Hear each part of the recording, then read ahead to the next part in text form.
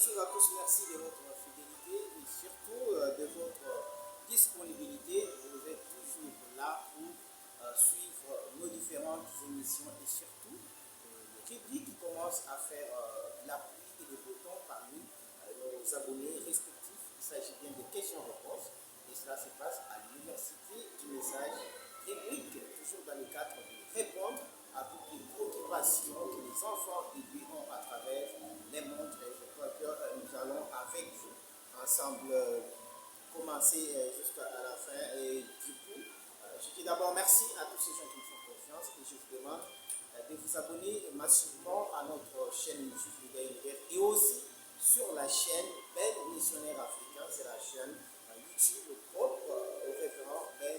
Si vous partez là, vous allez trouver beaucoup de matière et vous pouvez être nourri très bien. Révérend Ben, bonjour. Bonjour, chef journaliste Jean-Claude. Toujours très heureux d'être avec vous aujourd'hui encore, alors que le jeudi s'est très bien passé. Déjà, plusieurs gens, ils envoient des félicitations à la manière dont vous avez répondu à la question avec les écritures en abondance. C'est déjà un exercice auquel vous êtes habitué et du coup on commence avec cette grande manifestation que vous organisez ici en République démocratique du Congo, précisément dans la capitale congolaise. Qu'est-ce que les gens peuvent retenir par rapport à ces grands événements? C'est vraiment un grand événement. C'est un événement qui va aider le peuple de Dieu à se situer, à connaître réellement la mission de Branham, s'il l'a réellement accompli ou pas. C'est alors que les gens comprendront s'il faut attendre un successeur ou pas, si Branham a accompli sa mission ou pas, parce qu'à la rivière Oyo, alors qu'il était en train de baptiser, arrivé à la 17e personne, la colonne de feu descendit, elle s'est posée sur sa tête, et une voix est sortie disant, de même que Jean-Baptiste a été envoyé pour préparer ma première venue, tu es envoyé aussi avec un message pour préparer ma seconde venue. Et Branham a toujours dit, de même que Jean-Baptiste avait pointé le Messie, le dernier messager le fera aussi. Il pointera le Messie. Et nous posons la question, c'est une question posée à tous les pasteurs du message. Ceux qui croient que Branham est le messager de Malachie 4 et le précurseur de la seconde venue du Seigneur. Nous leur posons la question, est-ce que Branham a-t-il accompli sa mission? Si il ne l'a pas accompli, qui va l'accomplir? Et la personne qui va accomplir cette mission aura quelle qualité? Aura quelle promesse biblique? Et on peut l'appeler comment? Si Branham a accompli sa mission du précurseur, où est le Seigneur qui l'a pointé? Et qu'attendons-nous? Le Seigneur est déjà pointé par Branham, mais qu'est-ce que nous attendons? C'est une grande convention. Nous n'avons pas de barrières dénominationnelles. Nous n'avons pas de clans. Nous ne refusons personne. Quiconque est serviteur de Dieu, nous l'invitons. L'invitation, d'ailleurs, je vais vous la donner, vous allez la publier sur votre page Média Univers, afin que quiconque a besoin de venir répondre à cette question, qu'il vienne. Il y a des grands hommes de Dieu qui sont en route, en train de venir de partout dans le monde, en train de venir pour que nous puissions partager ensemble lors de cette convention. 5 jours seulement, du 5 juin au 10, convention. Matin, réunion ministérielle, le soir, convention. Et le 11, le 12, ces 2 jours-là, la campagne d'évangélisation publique à la place publique qui est la 7e rue, la place commerciale. Voilà, c'est une occasion que tu m'as donnée d'annoncer au peuple de la terre, au peuple de Dieu, aux Quinois et à ceux qui sont ailleurs, de leur annoncer la grande convention internationale qui va avoir lieu dans quelques jours ici à la mission évangélique Branham Église mondiale, comme vous l'aimez l'appeler. Voilà. D'accord. Déjà, nous avions reçu beaucoup de commentaires sur ces grands événements. Il y en a qui sont à l'extérieur du pays qui s'éclatent la tête qui disent s'ils étaient ici, ils devaient assister. Mais heureusement, tout sera en direct. On va tout vous donner sur la page Facebook Mission Évangélique Branham Église, sur la chaîne YouTube d'un missionnaire et également sur Média Univers. Je crois que nous aurons aussi d'autres chaînes qu'on va contacter, je crois, pour concernant avec les frères John 4, tout ça, afin de vous atteindre, vous. Effectivement, les jeunes du message seront avec nous tous les 7 jours ou les 8 jours. Voilà, du ça. dimanche au dimanche, ils seront avec nous. Nous allons nous arranger pour cela. Voilà. Vous êtes à l'intérieur du pays, à l'extérieur, tout est possible pour vous. Et n'est jamais en discrimination. Et nous partons directement vers des questions parce que nous en avons tellement nombreuses qu'on a des difficultés vis-à-vis du temps. La première question nous vient, vraiment, c'est extraordinaire parce que ce sont les frères de 2 pays différents qui ont décidé de poser cette même question. Je trouve que ça retient beaucoup de gens au cœur. Je commence, ça vient du Gabon, après c'est partagé du Gabon et puis du Rwanda. Voilà. Donc ça vient du Gabon, ça vient également du Rwanda. Du Rwanda, voilà. Ouais. Bonjour missionnaire africain, quel est votre point de vue? Je m'avais d'abord dire que les frères avaient donné beaucoup de commentaires autour de ça. Il vous a félicité de la manière dont vous avez répondu aux autres préoccupations de Jésus. Et surtout, il a même dit que vous ne puissiez pas vous fâcher de ces questions parce qu'il va continuer toujours à vous poser des questions. Il aime tellement étudier les Écritures. C'est ma mission sur la terre. Comment je vais me fâcher, mon précieux frère? Voilà. Que vous soyez n'importe où. Et ça, vous avez dit, ça vient du Rwanda et ça vient également du Gabon. Voilà. Je ne peux pas me fâcher, mes bien-aimés, c'est mon travail. Voilà. Voilà. Bonjour, chers missionnaires africains. Quel est votre point de vue au sujet des 3 mots nobles de la Bible qu'aucun mortel ne connaît, que l'ange a donné à William Branham? Déjà, on sait très bien que dans les messages de William Branham, il y a 2 citations dans lesquelles Frère Branham parle de ces 3 mots nobles. Donc nous allons vous convier d'abord à lire ces citations pour qu'on comprenne réellement suffisamment aussi la question de notre frère pour ceux qui ne sont pas ou qui n'ont jamais tombé sur ces citations-là. 3 mots nobles donnés à William Branham par l'ange qui ne sont pas écrits dans la Bible. Je m'en vais répondre directement, mais en passant par la lecture évoquée par le bien-aimé, le nom. Rwanda, c'est un duo, hein? C'est un duo. Vraiment, un duo d'un frère rwandais et un frère gabonais. Voilà. Le frère m'a demandé de lire dans Expérience 3. Expérience 3, prêché le 21 décembre 1947, le paragraphe 135 et 136. Et moi, je vais commencer depuis le paragraphe 134. Avant de lire cette déclaration, je voudrais d'abord dire un mot.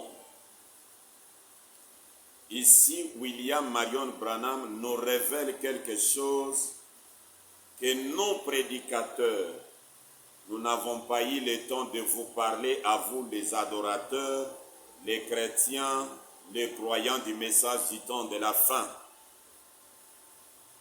Nous avons pris notre temps à vous amener à comprendre que Branham chassait les démons au nom de Jésus, il priait au nom de Jésus, il a accompli tous les miracles au nom de Jésus, chose que nous avons lue dans le message. Mais le mystère caché entre les lignes, entre les prières de William Marion Branham, nous n'avons pas eu ce temps-là. C'était quel mystère? C'est ce que nous allons lire ici. Branham dit chaque fois qu'il priait et qu'il chassait les mauvais esprits au nom de Jésus, avant que les mauvais esprits ne sortent, Branham devait rester silencieux pendant quelques minutes, pendant quelques secondes. Et quand il restait silencieux, il invoquait un nom qu'il a appelé 3 mots nobles. 3 mots nobles, pas des mots, pas un mot. mais 3 mots nobles de la Bible qu'aucun mortel ne connaît. Alors j'ai lu l'Écriture, que ceci vous interpelle. Voilà pourquoi ça a interpellé mon bien-aimé Rwandais, ça a interpellé mon bien-aimé Gabonais, et ça doit interpeller mes bien-aimés Camerounais, mes bien-aimés Congolais, et je ne sais pas où vous êtes, en Amérique, un Américain, un Européen, ça doit vous interpeller. Sinon, le message demeure un mystère pour vous. Écoutez. Paragraphe 134. Juste un instant. Je vais essayer pour celui-ci ici. Je sens ces 2 esprits qui combattent ensemble là. C'était dans la ligne de prière. Une fille arrive. Branham dit, je vais essayer avec celle-ci. Parce que je sens qu'il y a 2 esprits qui se combattent en elle. Cette jeune fille est sourde muette. Pour moi, elle ne sait pas ce que c'est l'ouïe ou le parler. Maintenant, inclinez la tête. Tout le monde, soyez vraiment respectueux. Voyez si je peux l'amener à entendre. Père bien-aimé, cette petite fille née sourde muette, nous nous rendons compte qu'elle ne sait rien sur le parler ou l'ouïe.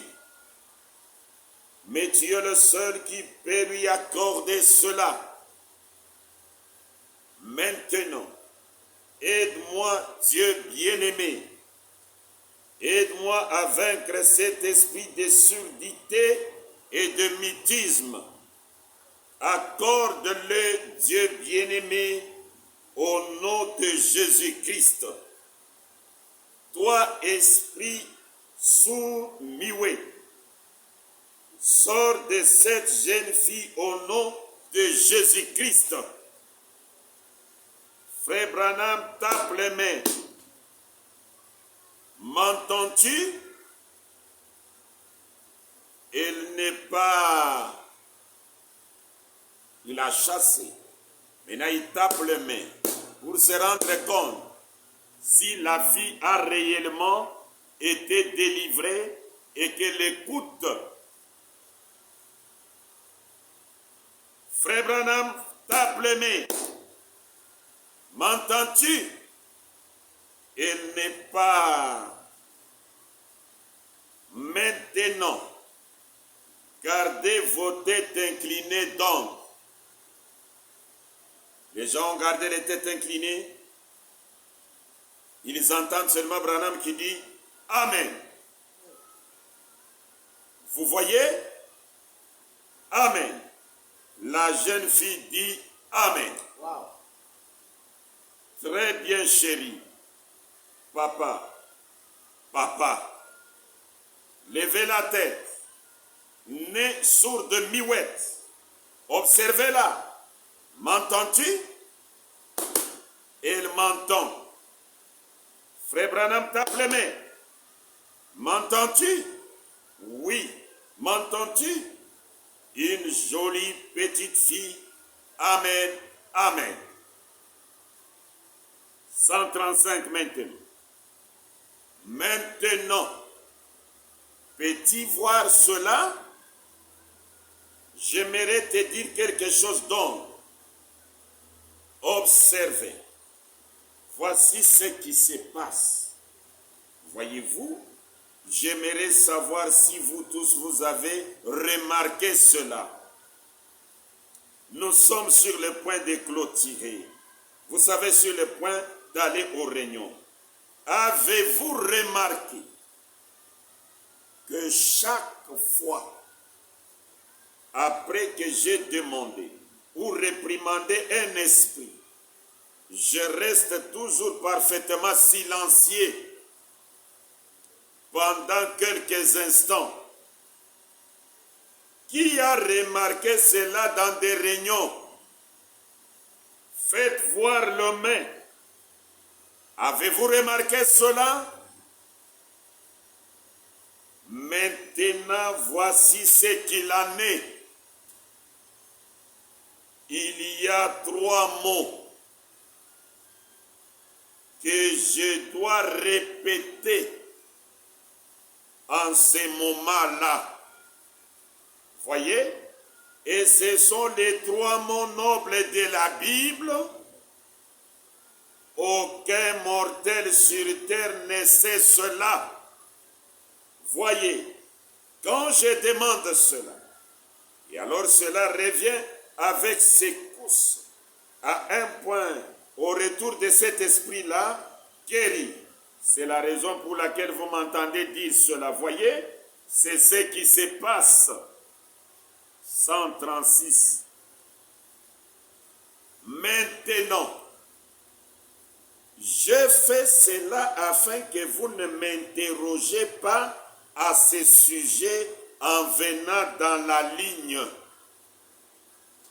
Lorsque vous me verrez crier au nom de Jésus, avant même de dire Amen, je reste calme. Et puis je dis Amen. Ne m'interrogez pas pour me demander, mais le moment où tu étais silencieux, est-ce que tu as un autre nom que tu invoquais? Ah, peuple, jusqu'à quand vous allez saisir l'évangile? Peuple, jusqu'à quand?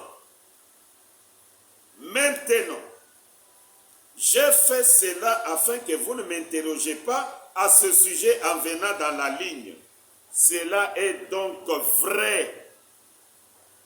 Maintenant, je sais que vous avez remarqué plusieurs fois, quand je demande, je réprimande, je me tiens tranquille pendant quelques instants et je répète ces 3 mots que l'ange du Seigneur m'avait dit de répéter. Alors si je sens que cela revient, alors je sais que c'est accompli. Maintenant, le précieux frère du Gabon et celui du Rwanda. Et c'est peut-être votre question également. Celui du Gabon me demande, quelle est votre idée sur les 3 mots nobles dont Frère Branham parle? Étonnant, très étonnant, parce que personne ne connaît ce nom. Et celui du Rwanda, il dit il y a quelque chose là-bas. Je l'aime beaucoup. Il a jeté des éloges, que Dieu le bénisse. Et il demande les 3 mots nobles de la Bible qu'aucun mortel ne connaît. Alors que vous êtes mortel. Et on me demande. Tu n'es pas bien. Wow. Je sais que dans toute la Bible, l'unique passage qui était resté un mystère, nous pouvons le lire. Oh, malheureusement, j'ai laissé la Bible, je peux la trouver même ici. Est-ce que je peux avoir la Bible dans le bureau? C'est dans Apocalypse chapitre 8, le premier verset. Quand il ouvrit le 7e sceau, il y eut un silence. Là, aucun mortel. Vous lisez la Bible, vous lisez les silences, le 7e sceau. Un silence absolu. L'interprète divin, Branham, il dit que le 7e sceau se révèle et s'accomplit dans l'Apocalypse chapitre 10. lorsque l'ange puissant descend et qu'il crie, les 7 tonnerres fait entendre leur voix. Les 7 tonnerres, c'est le silence du 7e sceau. Apocalypse 8.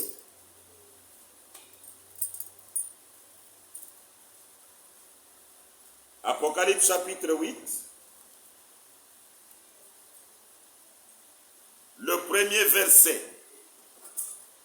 Quand il ouvrit le 7e sceau, il y eut dans le ciel un silence d'environ une demi-heure. Tous les autres sceaux, il y a des symboles, il y a des ceci, il y a des cela, mais le 7e sceau, un silence. Et on arrive dans l'Apocalypse 10 où Branham nous dit que les choses sont révélées là-bas. Un autre silence intervient encore. Apocalypse 10.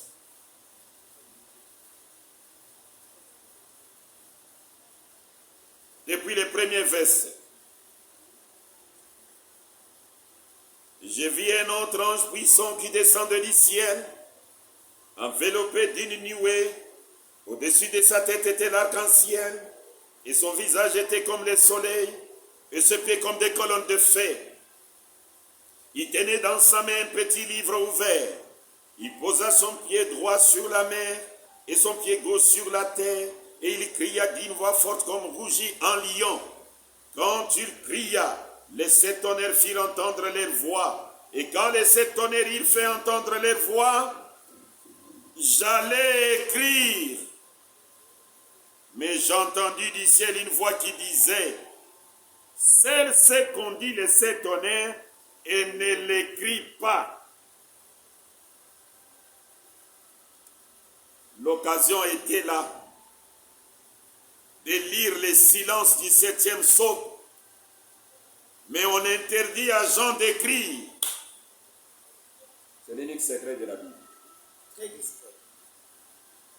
Mais Branham dit, il répète cela pour chasser les démons. Il répète cela pour guérir les malades. Plusieurs fois. Chaque fois. Chaque fois. Là, ça dit trop. Chaque fois. C'est une nuance détail. Et regardez, paragraphe 135. Avez-vous remarqué que chaque fois, Ça, après que j'ai demandé ou réprimandé un esprit, je reste toujours parfaitement silencieux. Le silence se répète. très clair. Très clair. Pendant quelques instants, qui a remarqué cela dans des réunions? Toi qui me prêches que Branham chassait les démons au nom de Jésus. Toi qui me prêches que tout ce que Branham faisait, il le faisait au nom de Jésus. Est-ce que tu as eu le temps de remarquer ce silence?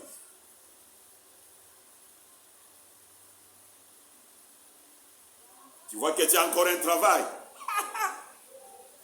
Maintenant, pendant le silence, Branham dit, maintenant, voici ce qu'il a mis. Il y a 3 mots que je dois répéter en ce moment-là. 3 noms. Mais lui l'a appelé 3 mots.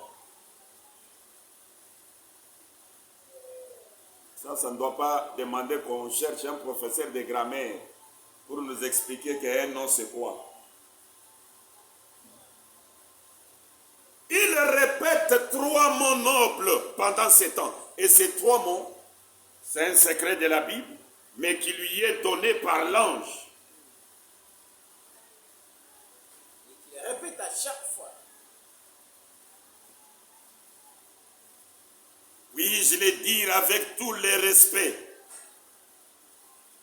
que Branham chassait les esprits impies. Il accomplissait des miracles. Non au nom de Jésus, mais au nom de ces 3 mots nobles. C'est la parole. Pasteur, évangéliste, docteur, apôtre, prophète, le moment est arrivé. Sondez le message.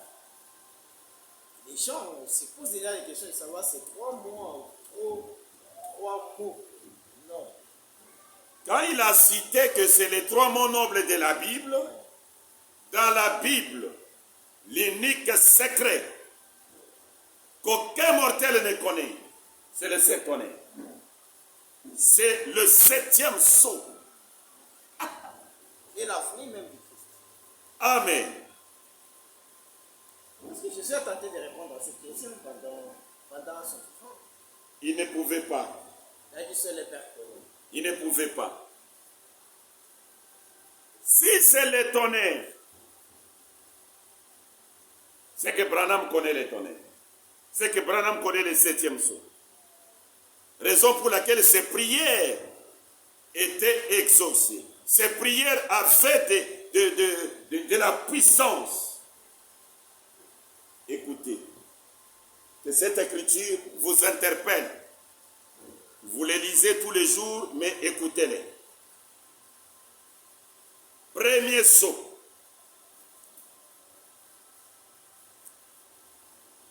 « 283, 284. Et Jésus, son nom sur terre, c'était Rédempteur Jésus. Quand il était sur la terre, il était le Rédempteur, c'est vrai. Mais une fois qu'il a conquis la mort et le séjour des morts, et qu'il les a vaincus, et qu'il est monté en haut, il a reçu un nom nouveau, pas un titre nouveau. Il a reçu un nom nouveau. C'est pour cette raison que vous criez comme ils le font et qu'ils ne reçoivent rien. Comme Jésus a reçu un nom nouveau, Branham dit, c'est pour cette raison que vous criez, Branham Tabernacle, que vous criez comme ils le font, comme les méthodistes, les pentecôtistes le font, vous, Branham Tabernacle, vous criez comme ils le font et qu'ils ne reçoivent rien. Ce sera révélé dans les tonnerres. Voilà. Ça sera révélé. Déjà, c'est une assurance. On peut connaître ces 3 mots nobles. Ça sera révélé dans les tonnerres. Ça sera révélé dans les tonnerres. Le 7e sceau. Bill Branham déclare.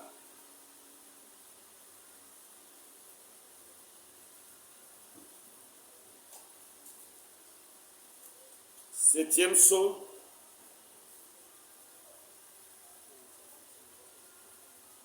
Paragraphe 252 jusqu'au paragraphe 256. Suivez bien. Mais ici, il y a 7 tonnerres, coup sur coup, l'un à la suite de l'autre. 1, 2, 3, 4, 5, 6, 7. C'est nombre parfait. 7 tonnerres se sont fait entendre l'un à la suite de l'autre, faisant simplement 1, 2, 3, 4, 5, 6, 7. Coup sur coup. Frère Branham a donné 7 coups sur la chair. Alors les cieux n'ont pas pu écrire cela. Wow. Votre secret est là. Les cieux ne peuvent pas savoir ce qu'il en est, ni rien d'autre, parce qu'il n'y a aucun indice. C'était un temps de calme, C'était quelque chose de tellement important que le secret n'a pas été divulgué aux anges. Or, pourquoi? Si Satan s'en emparait, il pourrait faire de gros dégâts. Voilà une chose qu'il ne sait pas. Bon, il peut interpréter tout ce qu'il veut et imiter tous les genres de dons. J'espère que vous êtes en train d'apprendre. Mais il ne peut pas savoir ceci. Ce n'est même pas écrit dans la parole. C'est un secret complet. Les anges tous se tuent. S'ils avaient fait les moindres gestes, cela aurait pu laisser échapper quelque chose. Alors ils se sont tués, c'est tout. Ils ont arrêté de jouer de la harpe. Tout s'est arrêté. 7. Le nombre parfait de Dieu. 7. Frère Branham donne 7 coups sur la chair. L'un à la suite de l'autre simplement. 7 tonnerres se sont fait entendre ensemble. Coup sur coup. Comme s'ils étaient en train de peler quelque chose. Remarquez, à ce moment-là, Jean a commencé à l'écrire. Il a dit, ne l'écris pas. Jésus n'en a jamais parlé. Jean n'a pas pu l'écrire. Les anges n'en savent rien. Qu'est-ce que c'est? C'est la chose dont Jésus a dit que même les anges des cieux n'en savaient rien. Voyez, il ne le savait pas lui-même. Wow. Il a dit que Dieu seul le saurait.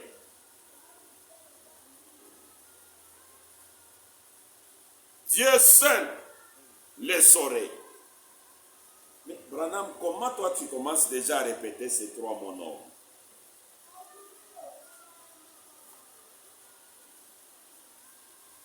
Je suis dans l'influence.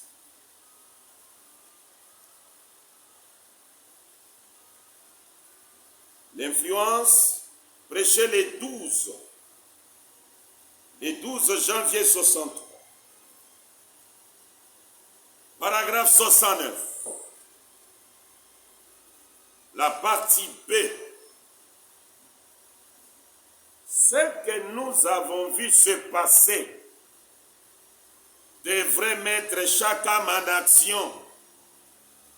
Cela devrait produire une église qui tiendrait une série de réunions ici à Phoenix, de sorte que les gens prendraient l'avion de l'Europe pour venir ici et voir ce qui s'est passé. Il dirait, il y a un endroit en Arizona appelé la vallée de Maricopa, une ville appelée Phoenix. Il y a quelque chose qui a éclaté là-bas au point que les 7 tonnerres d'Apocalypse 10, qui ne sont même pas écrits dans la Bible, sont en train d'être révélés. Ce n'est plus un secret. C'est déjà révélé. Mais tout le monde croit à la révélation de ces tonnerres des sauts. Le paragraphe 4, le même sermon. Apocalypse 10 nous dit qu'il y aura un messager dans les derniers jours qui rassemblera ce petit point et les mettra ensemble. Ensuite, le mystère de Dieu serait terminé lorsque cet ange sonnerait de la trompette. En fait, cet ange était un messager terrestre. Et puis un autre ange est descendu du ciel, le main levée, l'arc-en-ciel au-dessus de sa tête. Il jura qu'il n'y aurait plus de temps. Un ange qui agirait. Et en voyant ces choses, s'est matérialisé. Wow. Oh, combien nous devions être sincères. C'est matérialisé. Les tonnerres se sont matérialisés. C'est de l'histoire. Ancienne même.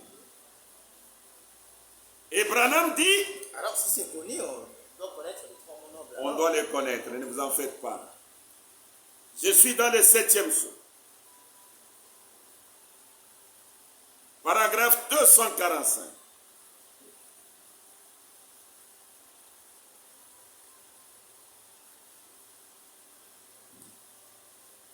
Pourquoi?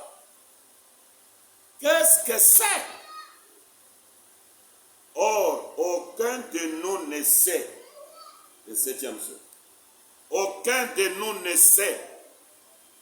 Mais, je vais vous dire, selon ma révélation de cela. Sa révélation. La révélation de Branham. De Branham. Oui, c'est la révélation de Jésus. Je ne pose pas des questions bêtes.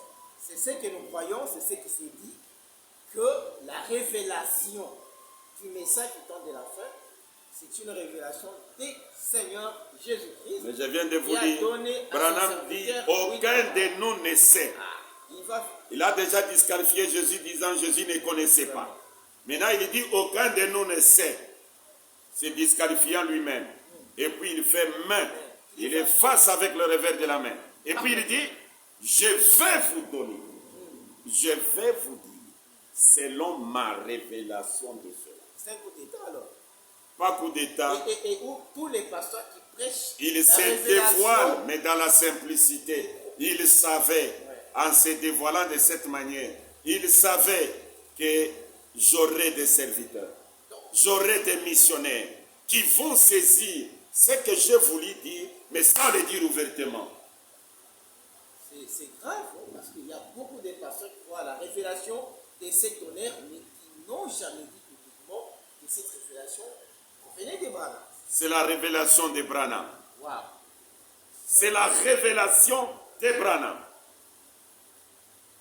Maintenant, dans l'écriture que nous avons lue, chers frères, au Rwanda, chers frères au Gabon, Branham nous facilite encore la tâche. Expérience 3.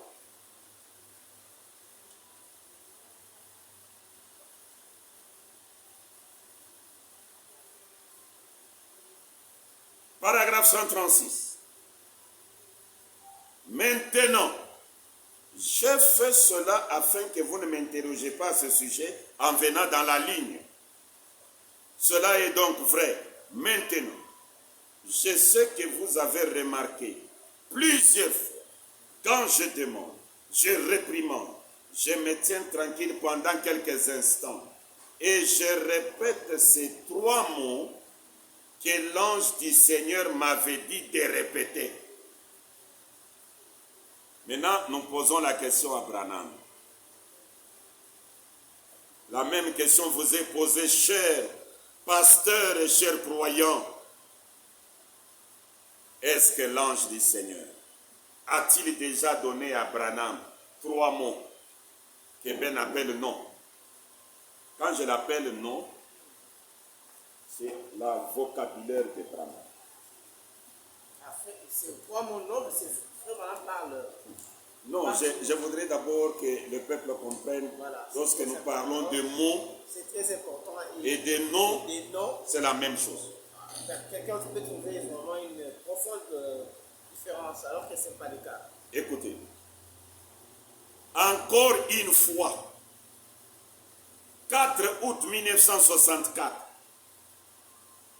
je commence depuis le paragraphe 75, je vais aller jusqu'au paragraphe 75. 75. Qu'avons-nous eu les pentecôtistes aujourd'hui? Trop de riki. Ce mot-là, riki, qui devient Elvis et Riki, vous n'en avez jamais entendu parler dans les autres jours. C'est un mot. Les noms pour ces jours-ci. Riki, Riketa, c'est un nom. C'est un mot. Les noms pour ces jours-ci. Ça, c'est la grammaire Branham. Quand on parle de ces 3 mots nobles, on peut les dire dans un autre sens, les 3 noms. les trois noms nobles. Wow. Parce que Branham nous a dit dans le premier sceau que Jésus, son nom sur terre, était le Rédempteur Jésus. Oui. Mais quand il a conquis la mort, il a reçu un nom nouveau. C'est pour cette raison que vous criez, comme ils le font, et vous ne recevez rien. Lui-même, Branham crie au nom de Jésus. La personne reste sourde, muette, et puis il reste silencieux. Puis la personne est guérie. Et Branham dit, quand j'étais silencieux, j'étais en train de répéter les trois mots nobles. C'est trop dans la vie. Frère, c'est clair. Oui, C'est clair. L'évangile, c'est pas compliqué. c'est tellement Il clair. faut seulement mettre la peur de côté. Même toi, pasteur, qui interdis tes brebis de me suivre, mais tu suis aussi que c'est clair, non? Il vous suit aussi. Et il me suit. Ouais. C'est très compliqué. Hein? Il me suit. Oh là là là là. Si vous ne voulez pas suivre, Dieu va vous obliger de suivre. C'est l'évangile du 3e exode qui réveille tous les démons de leurs draps. Mais ça chasse l'ignorance des têtes et même des cœurs. Et ça vous conscientise d'un changement réel et radical intervenu dans ce domaine de la religion. On prie au nom de Jésus par Branham. La personne reste sourde, muette. Non, je crois que... Et Branham reste silencieux. Il dit, pendant qu'il était silencieux, il répétait les trois mots nobles de la Bible. Je crois que les gens qui sont en ligne peuvent se faire déjà l'idée de ces trois mots nobles, ou trois noms nobles. Je les pense. Au lieu même de se faire l'idée, Ça, j'ai compris. on doit poser la question à Branham. Ouais. Est-ce que, durant toute ta vie, l'ange t'a-t-il donné quelque chose ayant trait au mot noble, ayant trait au nom? Dans l'histoire, je ne la trouve pas. Non, on va les trouver. Ah, si. On va les trouver. Voilà. Je suis dans le message qu'il a intitulé « Se tenir dans la brèche ». Ça a été prêché en 1963. Ça doit être au mois de juin. Je le cherche, vous m'aidez. Voilà, ça y est là. Se tenir dans la brèche.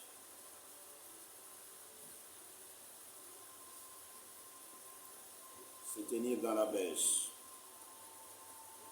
Nous irons vers le paragraphe 155, si j'ai une bonne mémoire, voire même 139, 140. On peut commencer là.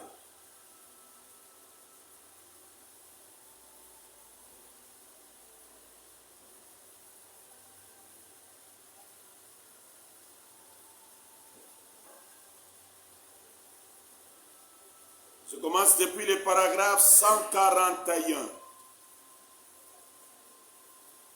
C'est là où le problème devient encore compliqué. Voilà.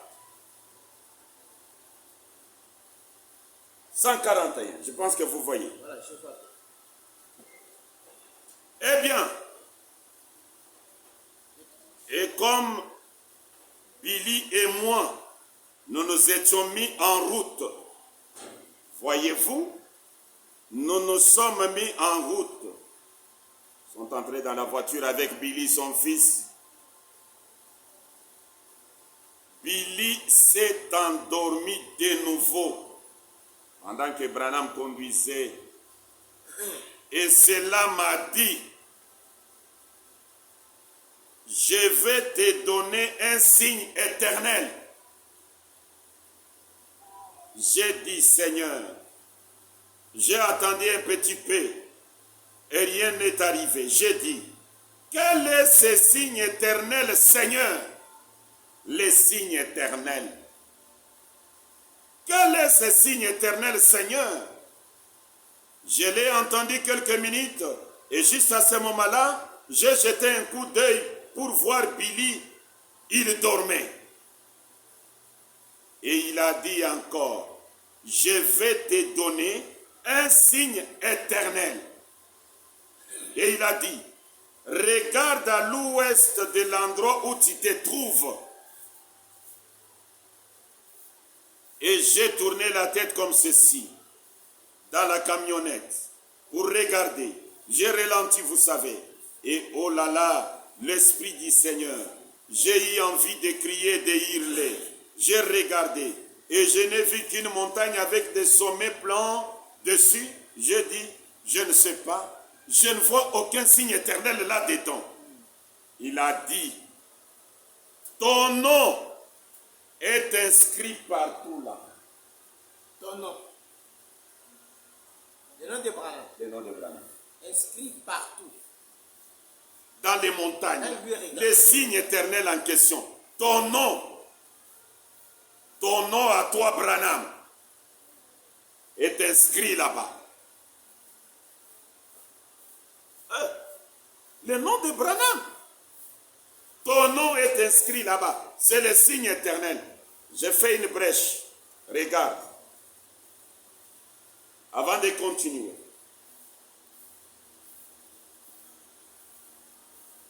Je suis dans les signes.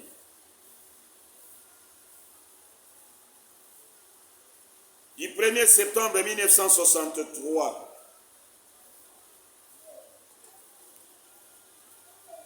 Écoutez cette déclaration de Branham. Paragraphe 347 et 348. L'entière, maintenant, regardez bien, l'entière obéissance à toute la parole de Dieu nous donne droit aux signes. Et puis lorsque nous prions, nous devons pouvoir présenter les signes avec notre prière. Présenter les signes avec Si vous dites je prie seulement, mais en fait je n'ai pas, eh bien, vous feriez aussi bien d'arrêter là, voyez, aller premièrement chercher le signe. On fait quoi avec les signes? Il dit, dans la prière, présentez les signes. Quel signe tu vas présenter? Écoutez, je suis toujours dans les signes. Hein, des 63. Branham dit 184. Et cette question a pris du temps. Hein? beaucoup. C'est une question profonde. Maintenant, la scène. Chaque événement spirituel est un signe venant de Dieu. Faites attention. Remarquez bien cela. Voyez-vous, surveillez chaque événement spirituel. Tout ce qui arrive est un signe. Nous ne sommes pas ici par hasard. Ces choses n'arrivent pas simplement par hasard. C'est un signe. C'est un signe que nous devons nous dépêcher et de nous mettre à l'abri. Écoutez maintenant. Noé était un signe pour sa génération. Élie était un signe pour la sienne. Jean était un signe pour la sienne. Voyez-vous, le message de l'heure est un signe. Observez-le. Regardez ce qu'il est en train de faire. Le message. Ce qu'il est en train de faire. Un homme. Les messages. Noé était un signe. Mais si Branham nous dit de couvrir notre prière avec les signes, de présenter les signes. Maintenant, on doit appliquer les signes. Maintenant, écoutez. Je n'aime pas dire. J'aime lire.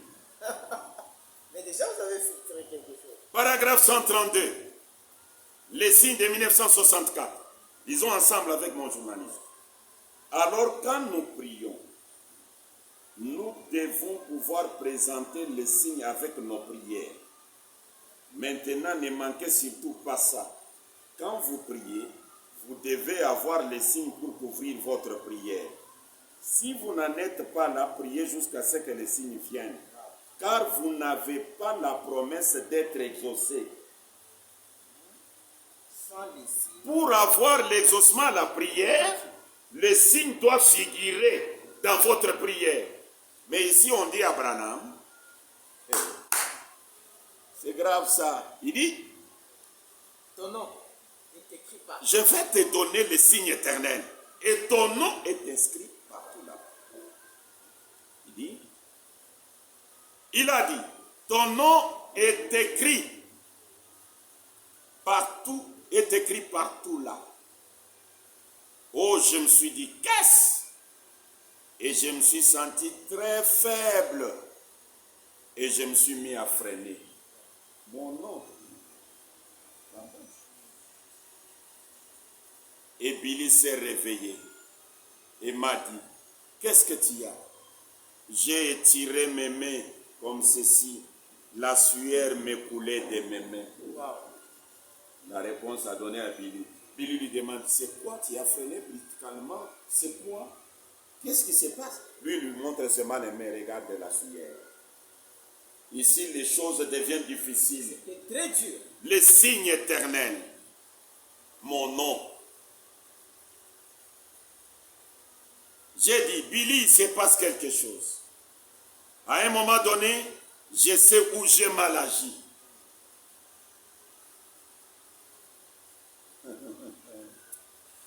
Ah, l'humanité. Je sais que j'ai failli à mes engagements vers Dieu. Et c'est comme si j'entendais ces cantiques être chantés et que je voyais des milliers de gens de toutes sortes, des boités, des estropiés, des aveugles, des estropiés, des atrophiés. J'ai entendu un chœur, la voix d'une grande célébrité chanter, impur, les esprits impurs se sont saisis de lui. Ah, et j'ai vu des files de malades partout. Ça, quel est le rapport? Il a déjà glissé quelque chose. L'expression de William Marion Branham. C'est sa manière. 150. Je me suis arrêté et j'ai levé les yeux vers la montagne et j'ai vu ces 7 collines. Eh bien, écoutez, si vous voulez comprendre quelque chose, il y avait 7 pics au sommet d'une montagne. 7 pics au sommet d'une montagne qui s'étendait sur plusieurs mailles. C'est la dernière montagne avant d'entrer dans l'autre région. Il n'y a plus de montagne après celle-là. Et elle s'étend de l'est à l'ouest, la chaîne des montagnes. Et elle était couronnée de neige au sommet. Les neiges couvraient ça. Et quand il explique les neiges, ça a une autre explication. Maintenant, écoutez. Les 2 premiers petits pics, puis un grand pic, et puis un autre petit pic, et ensuite un pic plus grand, et puis un pic, ensuite une énorme et longue montagne couronnée de neige. J'ai dit, Seigneur, je ne comprends pas ce que cela signifie. Il a dit, combien y a-t-il de pics? Combien de pics y a-t-il? J'ai dit, il y en a 7. Ton nom a combien de lettres? Ton nom a combien de lettres? Le nom de William Branham. Il commence à épeler pour compter les lettres. B, E, A, N, H, A, M. 7. M, A, R, I, R, I, O, N. 7. Il reprend encore. B, R, A, N, H, A, M. 7. Il continue. Il y avait 3 pics remarquables. Il a dit ces 3 pics sont le premier, le deuxième et le troisième poule. Donc le nom de Branham, c'est premier poule, deuxième poule et troisième poule. Or, le premier poule, c'est le signe dans la main. On imite ça. On a imité ça. Le deuxième poule, c'est le discernement. On peut imiter ça. Le troisième poule, c'est les 7 tonnerres. Et quand les tonnerres ont grondé, c'était 7 fois. Journaliste, est-ce que vous comprenez? Les 7 lettres des tonnerres, c'est P, R, A, N, H, A, M. 7. moi, je devrais, en principe, baptiser les gens au nom de Branham, au nom du Seigneur Branham, tout court, selon les tonnerres. Sans Marion. Sans Marion. Marion, c'est le deuxième poule.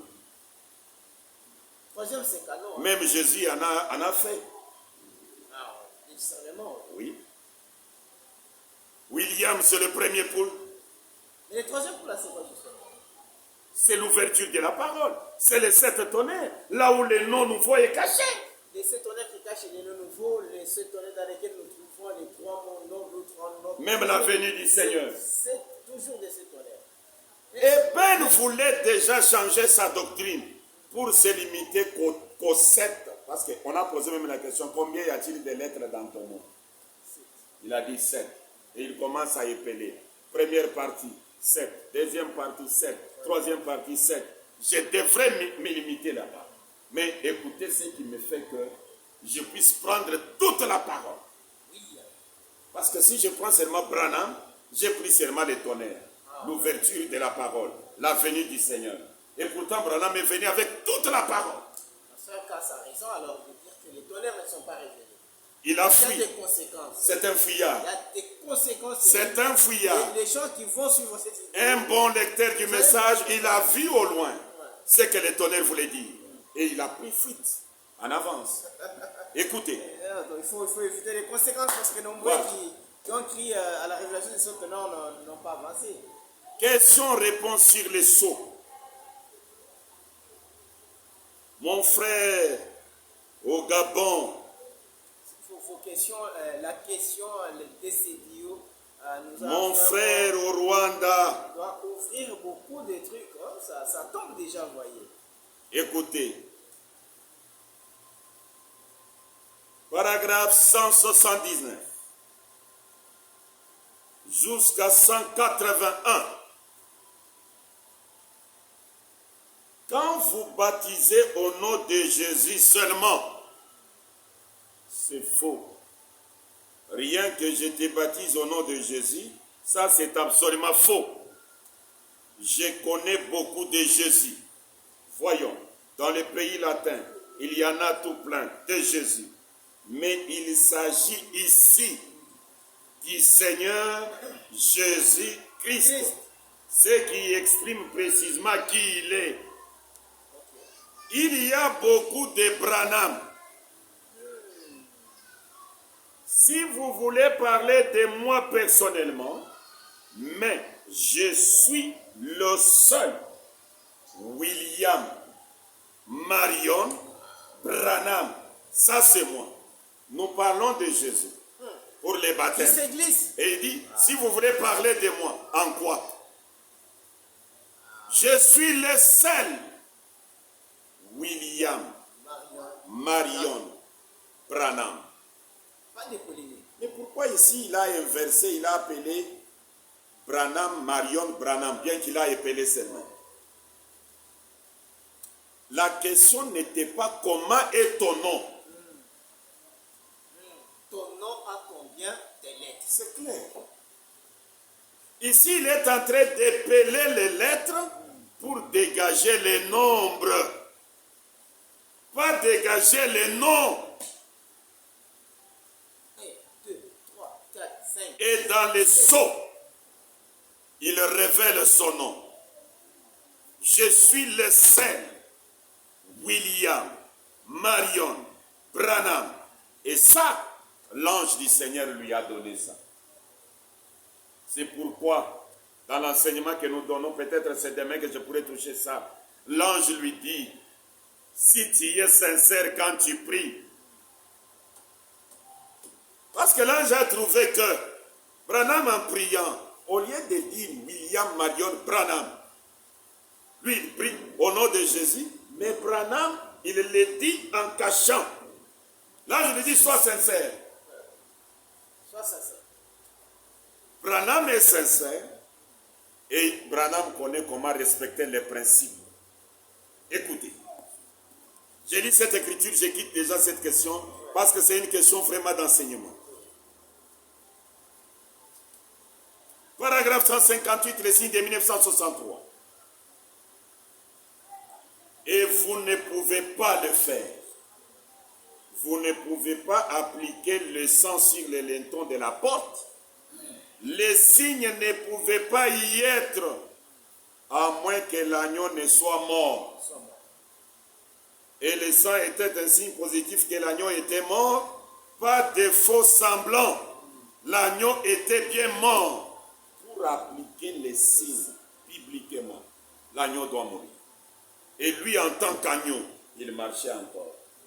Il ne fallait pas prendre ces noms, qui est le signe éternel, il l'applique bibliquement. Il l'appliquait intérieurement. Comme il conseillait aux gens, écoutez son conseil. Je peux le lire tout de même. Il dit ceci. Question-réponse numéro 2. 23 août 1964. Soir. Paragraphe 104. Ainsi, je ne désire pas m'appeler autre chose que votre frère. Je suis votre frère.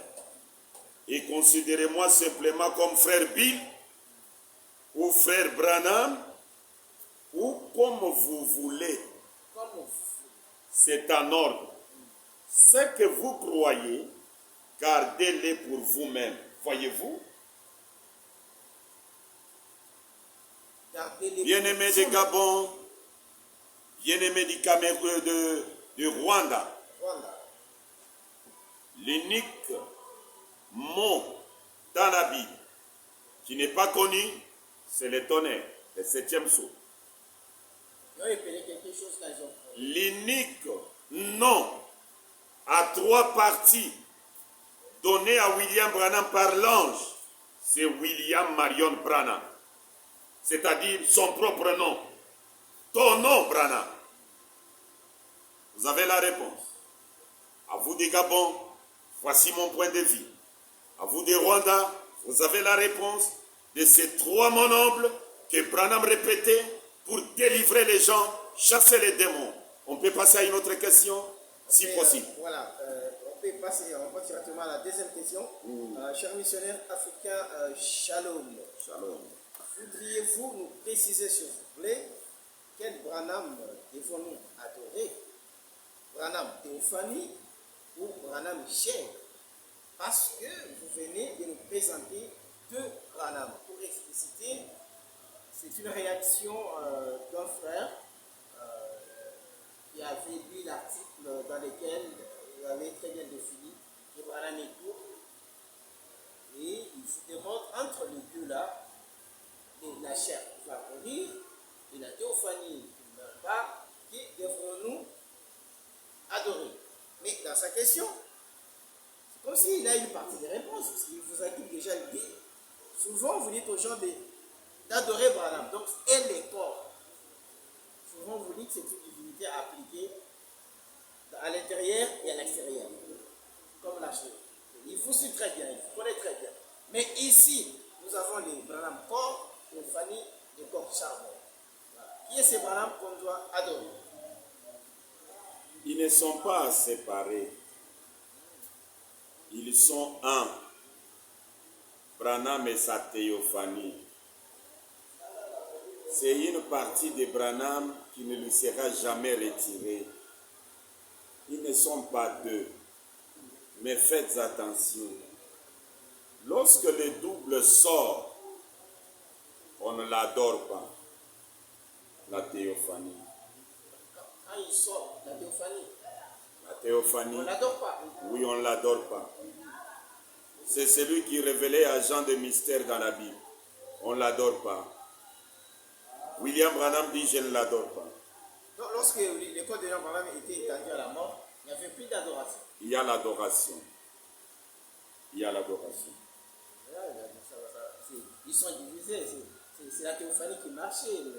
Non, ils ne sont pas divisés. Lorsque le corps est étendu, d'abord il a permis à ce que l'agneau meure pour que le signe soit appliqué. Et quand le signe est appliqué, le signe c'est le nom. Et le nom même c'est la personne. C'est comme cela que le message le dit. Qu'est-ce que le nom? Le nom c'est la personne. Qu'est-ce que la personne? La personne c'est le signe. Les signes, c'est les noms c'est la personne. Mais que je termine. Nous n'adorons pas la théophanie. La théophanie doit être dans le sang pour être adorée.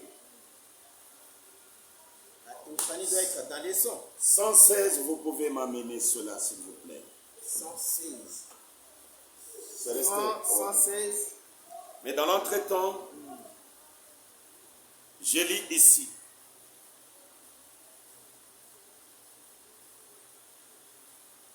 Je suis dans l'ange et 3 poules.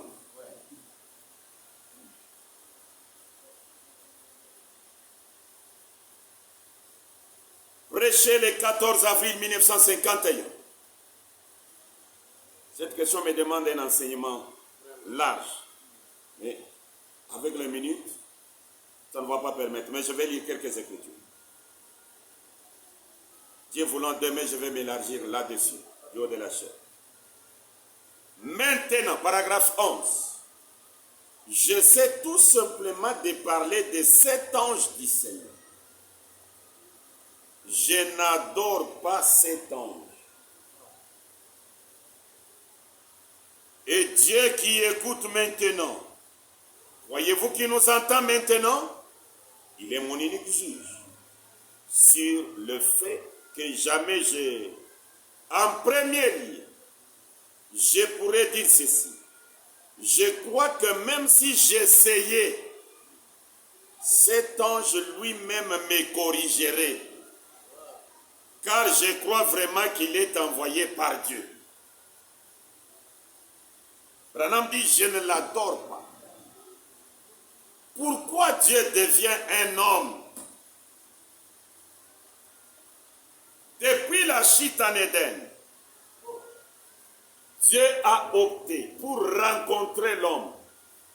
Dieu doit être voilé. Il doit être dans le sang.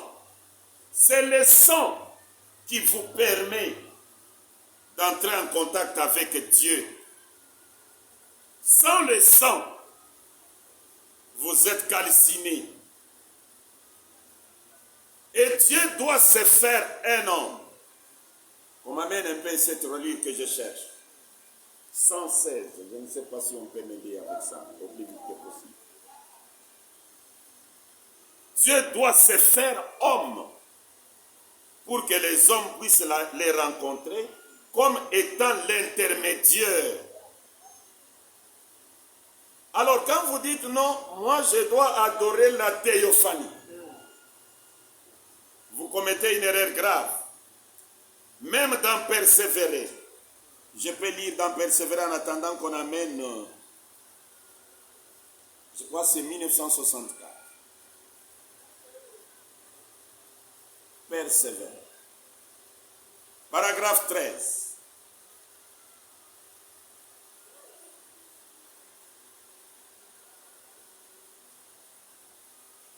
Écoutez, il dit, or nous croyons que la Bible est la parole infaillible de Dieu. Nous croyons qu'elle est l'entière révélation de Jésus-Christ qui se révèle dans l'Ancien Testament par les prophètes, Dieu qui se fait connaître à travers son Fils, Jésus-Christ, et en lui la plénitude de la divinité habitée corporellement. Il a été crucifié pour nos péchés, il est mort, il a été enterré, il est ressuscité le 3e jour, il est monté au ciel, et il est de retour ici au nom sous la forme du Saint-Esprit, Dieu qui habite autrefois, Dieu au-dessus de nous, en Christ, Dieu avec nous, maintenant, Dieu en nous, ce Dieu qui retourne dans l'homme pour adorer, être adoré à travers l'homme, l'intermédiaire de Dieu. Dieu ne fait rien sans avoir un homme comme un intermédiaire, comme Ève. C'est Dieu qui retourne dans l'homme pour adorer et être adoré à travers l'homme. Écoutez, je suis dans l'exposé des âges.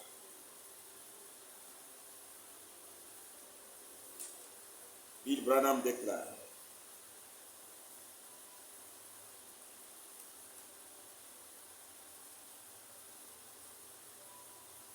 La page 99.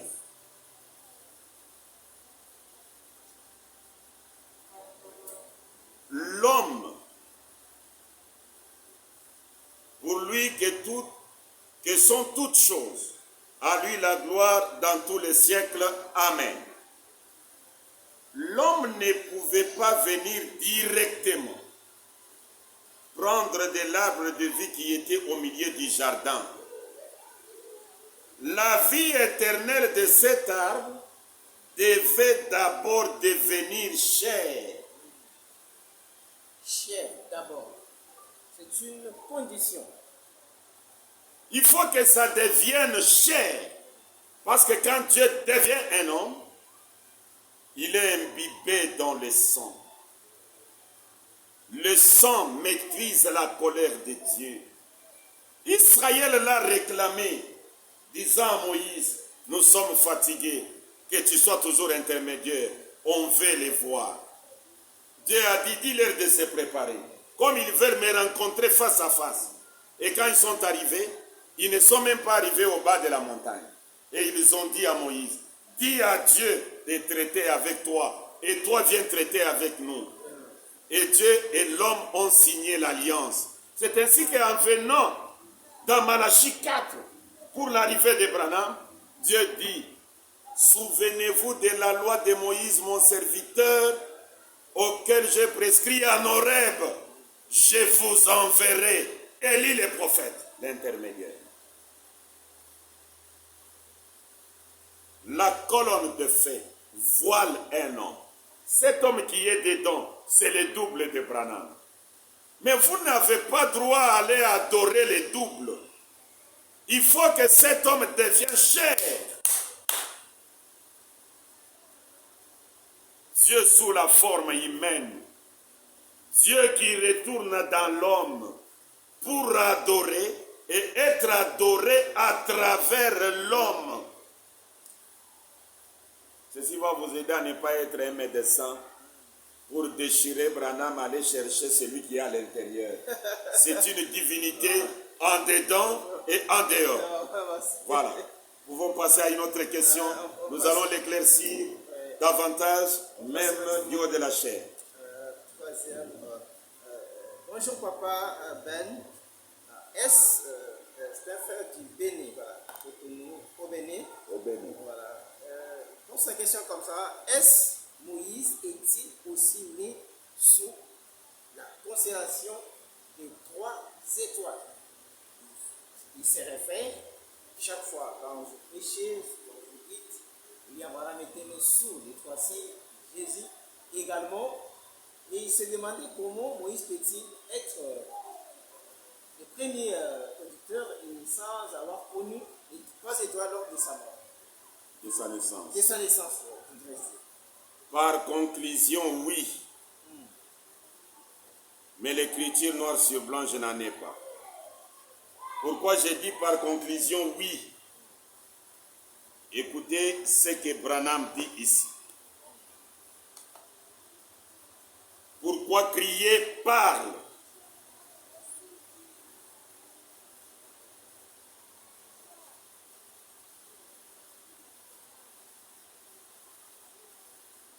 Paragraphe 28 et 29. Moïse naquit avec un don de foi. Moïse avait une grande foi. Nous voyons cela se manifester en lui au bout de quelque temps. Il naquit dans une famille remarquable, car nous savons que son père et sa mère étaient issus de la famille de Lévi.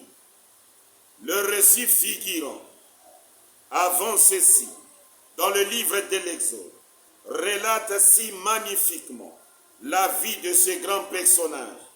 Il était l'un des plus grands personnages de la Bible, car il était exactement un type du Seigneur Jésus.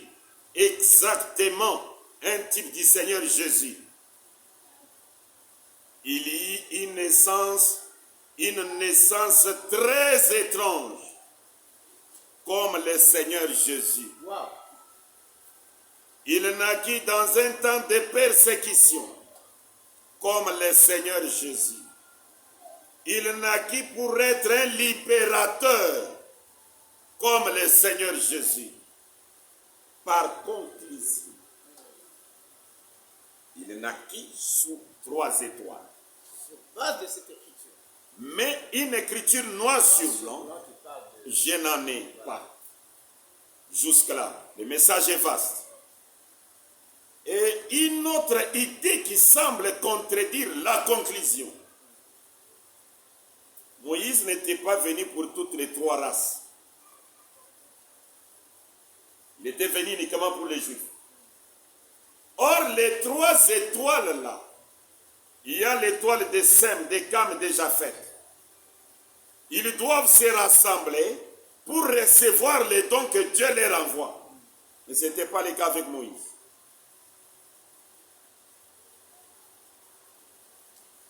C'est clair. Merci. On passe à la 3e question. La 4e. La 4e. Bonjour, révérend Ben. Bonjour. J'ai une préoccupation qui me tient au cœur pendant longtemps.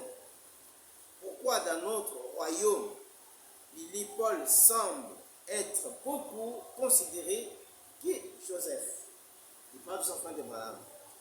Dans l'expression qui nous est familière, c'est toujours que les papas de Billy Paul vous bénissent et non que les papas de Joseph vous bénissent. Une discrimination, et lorsque les frères ne parlent pas seulement de vous, il a remarqué ça dans tout l'espace du 3e exode, c'est toujours que les papas de Billy Paul. Qu'est-ce que Joseph Branham vous a fait? Oh, ça m'a fait rire. Une très bonne question. Très belle. Non, on n'a pas la pensée de minimiser Joseph Branham pour élever Billy Paul. Mais d'ailleurs, s'il y a une personne que nous élevons beaucoup parmi les enfants de notre Seigneur, c'est Joseph Branham. Même Billy Paul l'élève beaucoup. Et le respecte beaucoup. Moi, je l'élève beaucoup. Je le respecte beaucoup. Mais je vais vous révéler une petite chose.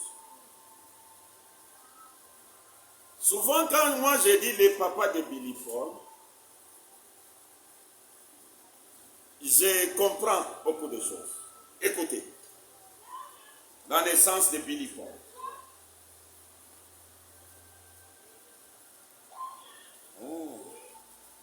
Voilà, je suis. La biographie d'André Morin, la page 68e, le dernier paragraphe, est en train de relater l'histoire avec Hope, la maman de Billy Paul. Des années après cela, nous eûmes un petit garçon. Sa naissance nous a liés l'un à l'autre encore davantage. Quand je l'ai entendu pleurer la première fois à l'hôpital, quelque chose me dit que c'était un garçon. J'ai déclaré, Seigneur, voici ton garçon. Je l'appellerai Billy en souvenir de son père. Et Paul en l'honneur de la Bible. Son nom sera Billy Paul. Quand nous disons Billy Paul, c'est en souvenir de William Branham et c'est à l'honneur de la Bible. Billy Paul relie la Bible noire à la Bible marchande. C'est très profond. Vous faites toujours une écriture. Pas de discrimination, mais c'est notre domaine. Nous nous sentons bien. Lorsque nous élevons Joseph, nous avons des écritures qui nous aident à l'élever. Lorsque nous élevons Billy Paul, Nous avons des écritures qui nous aident à l'élever. Ils sont une partie de la parole. Les sangs royaux. Nous allons prendre la cinquième question qui semblerait être la dernière. Question 6, je ne sais pas si on va atteindre. Voilà. Ça vient du Togo. Shalom, chers missionnaires africains. Est-ce vrai que Branham refuse d'être prophète et qu'il est prêt d'amener quiconque l'appelle prophète en jugement ou à la justice? Ou c'est moi qui ai mal lu l'adoption, cinquième partie, paragraphe 103. Freddy Togo. Ah. Donc, frère Branham aimait vraiment amener les gens à la justice. C'est-à-dire si... Réalisez la question pendant que je tourne les pages. Si William Branham était ici, il allait terminer tous les pasteurs qu'il appelle prophète. Il est seulement prophète. Donc il allait exterminer. Ah là là là là là là là. C'est grave. Est-ce vrai que Branham refuse d'être prophète et qu'il est prêt d'amener quiconque l'appelle prophète à la justice? Ou c'est moi qui ai mal compris l'adoption, chapitre 5e partie, paragraphe 103. Bien-aimé du Bénin, un pays où il y a beaucoup de mes bien-aimés. Lui, il est du Togo. Du Togo. Cotonou. Ce n'est pas Bénin. C'est Togo. Les frères de... C'est Cotonou. Voilà, c'est Bénin. C'est Cotonou. Que ce soit Togo, que ce soit Bénin, j'ai de mes précieux frères, mes bien-aimés, mes vrais frères avec qui nous étions dans l'éternité. Ils sont là nombreux. Je vous aime et je vous respecte beaucoup. Je relis l'adoption 5e partie. L'adoption 5e partie, paragraphe 103. Mais c'est ça qui m'agace. C'est de vous prêcher. Ne continuez pas à rester dans le même état qu'avant. Changez maintenant. Écoutez-moi. Je l'ai dit. Ainsi dit le Seigneur. Je ne me suis jamais donné ces noms-là. Je ne les suis pas. Mais vous m'appelez votre prophète ou un prophète. Le monde croit ça. Autour du monde, des millions, de millions et des millions de gens. J'ai parlé directement et indirectement à 10 ou 12 millions de gens, ou plus. Parler directement. J'ai eu des dizaines de milliers de visions,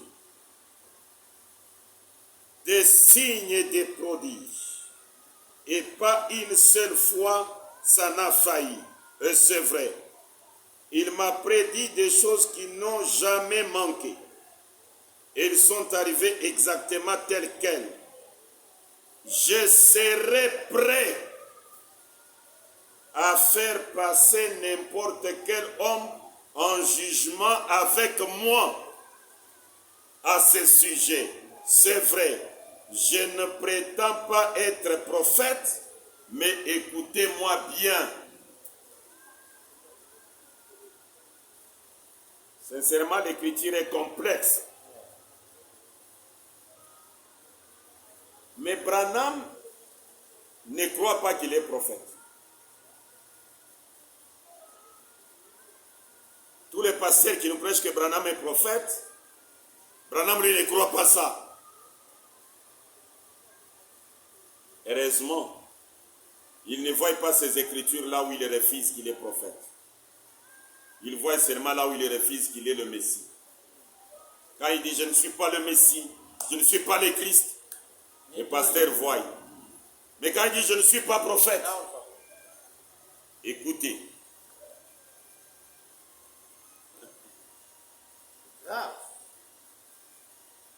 Je suis dans ces rangées du côté de Jésus.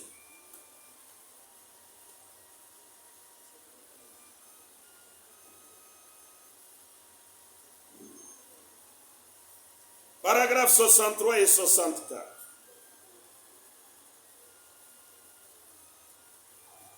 Le grand Bill déclare: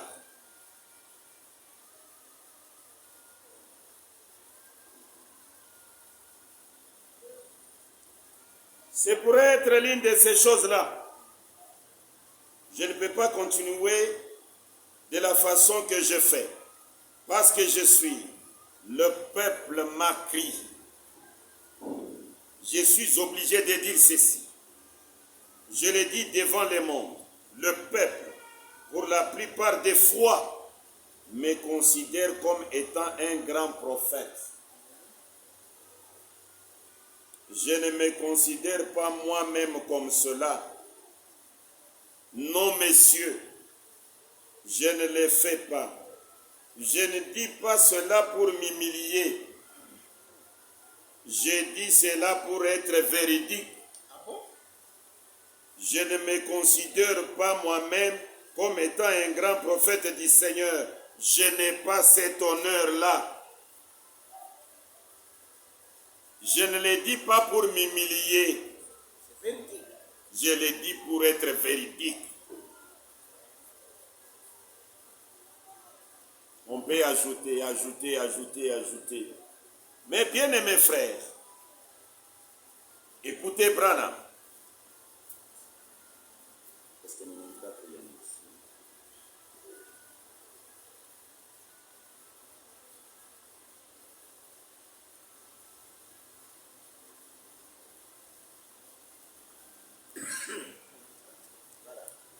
Écoutez Branham ici.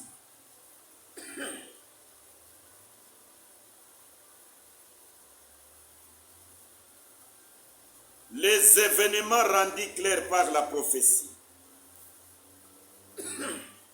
1er août 1965. Le grand Branham déclare ceci.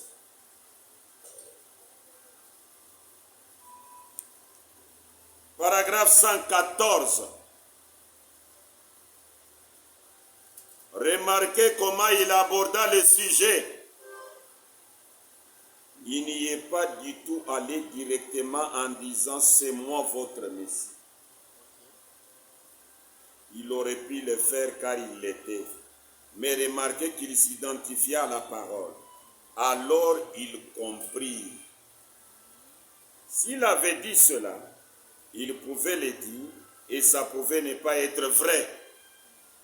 Mais lorsqu'il continua et s'est mis à parler de tout ce que les prophètes avaient dit à son sujet, et qu'ils eurent vu cela, ils pouvaient alors le dire d'eux-mêmes s'ils étaient des enfants de Dieu.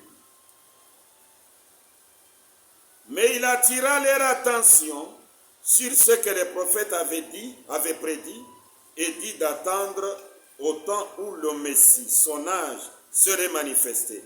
Lui, comme Jean, laissa la parole, la Bible, identifier leur message. Tout vrai prophète le ferait.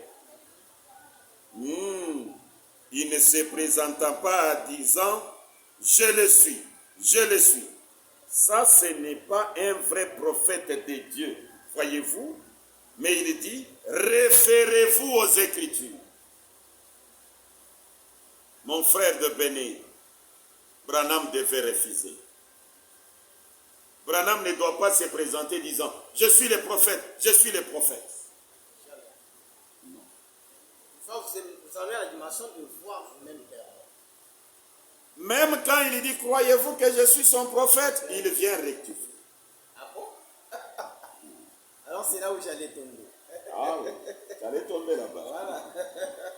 Il vient rectifier. Question-réponse du 23 août 1964.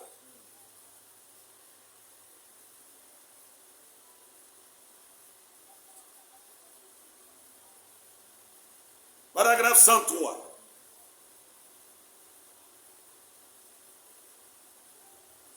Ainsi, je ne suis pas le fils de l'homme oint.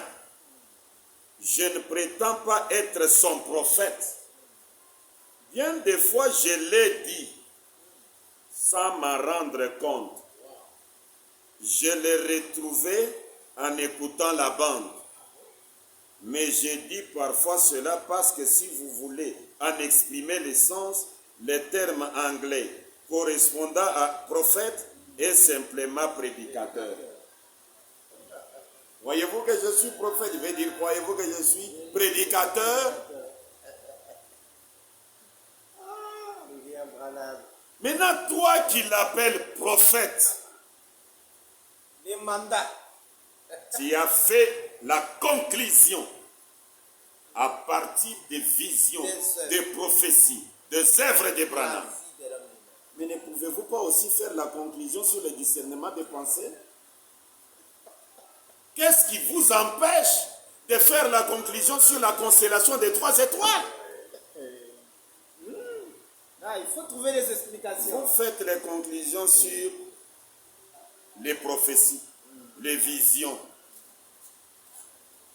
Et vous vous attaquez à Ben, qui a fait la conclusion sur les visions, qui a fait aussi la conclusion sur les discernements. Il est allé jusqu'à faire la conclusion sur la création des choses. Et vous vous attaquez à moi? C'est grave. L'évangile du 3e exode. Allez à une autre question. Je trouve qu'avec les temps, ça sera pratiquement impossible. Alors, lisez les questions qui sont restées. C'est une question qui va C'est comme s'il y en avait 7. Non, il y en avait 6, mais il y a quand même d'autres questions. Vous pouvez lire On lit les ceci, deux. on vous donne les coups de revenir prochainement. Ça sera les mardis, les deux questions ajoutées à d'autres. Et pendant qu'il les lit, je présente toutes mes excuses au peuple de Dieu. Des fois, vous m'avez envoyé des questions et plus je reçois beaucoup de messages de gens et j'ai même oublié votre question. Donc, on lit ces deux ici que nous avons reçus. Et là où vous vous retrouverez que votre question n'a pas été répondue, n'a même pas été citée, souffrez de grâce. Renvoyez la question. Et cette fois-ci, dès que ça vient, je vais la partager avec les journalistes. Ils la gardent directement. Si ça vient chez lui, il va aussi la partager avec moi pour que nous ne puissions pas la perdre. Écoutez les deux questions. J'étais toujours disposé à les répondre, mais il est déjà... nous avons déjà consommé 1h30. Chers missionnaires africains, shalom. J'ai vraiment une préoccupation qui me dérange, tant que les réponses ne soient pas encore connues. Un croyant ou un chrétien peut-il prendre ou boire du vin? Voilà. Là, c'est la première parmi les questions qu'on doit répondre le mardi. Un croyant du message ou un chrétien, est-ce qu'il peut prendre, il peut boire du vin? C'est la question qui nous est posée. Cette question est venue de plusieurs personnes. Oui. Chers missionnaires africains, Ben Moutomolian, bonjour. Je vous suis tous les temps et j'ai du respect pour vos prédications. Révérend, notre pasteur nous a prêché la polygamie, ça passé.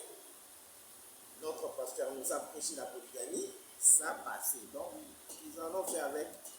Et maintenant, il nous prêche les concubinages royal. Concubinage royal.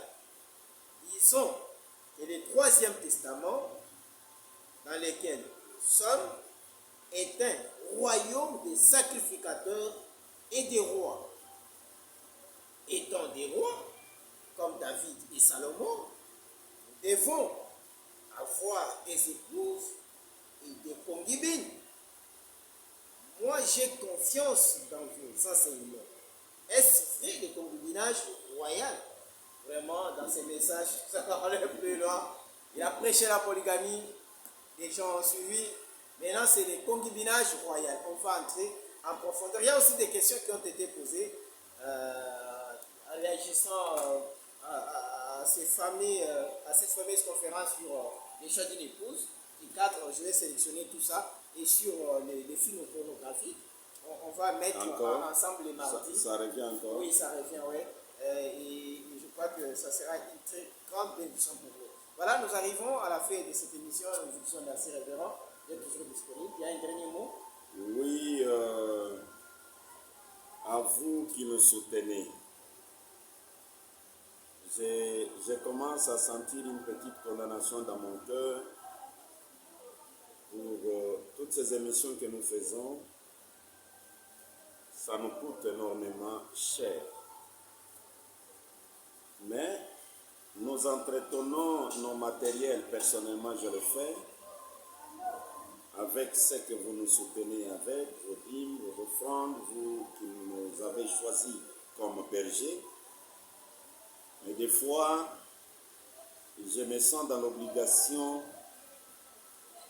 d'aller au-delà avec mes journalistes, les soutenir comme il se doit. Comme le journaliste Jean-Claude, vous allez m'excuser, c'est une surprise pour lui, et il doit aussi m'excuser. Comme lui, aujourd'hui il est venu depuis 10 heures.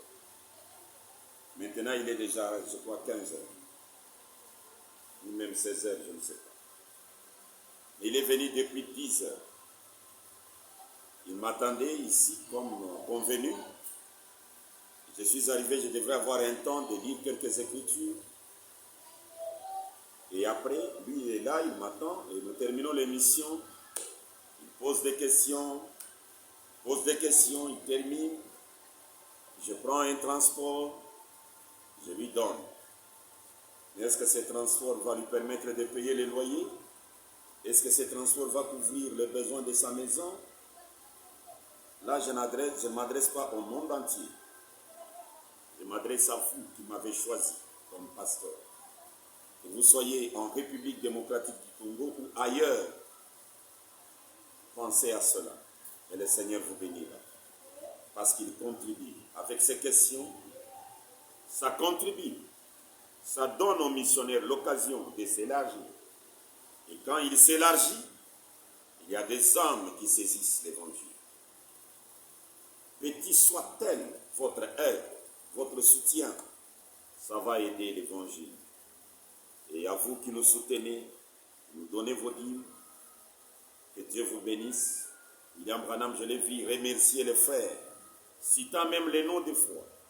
Tu m'as envoyé la dîme, c'était à un moment où j'en avais besoin. Et vous le faites aussi pour moi. Que le Seigneur vous bénisse richement. Qu'il vous comble. Merci. Merci beaucoup, référent. C'est ici que nous mettons un point final à cet entretien.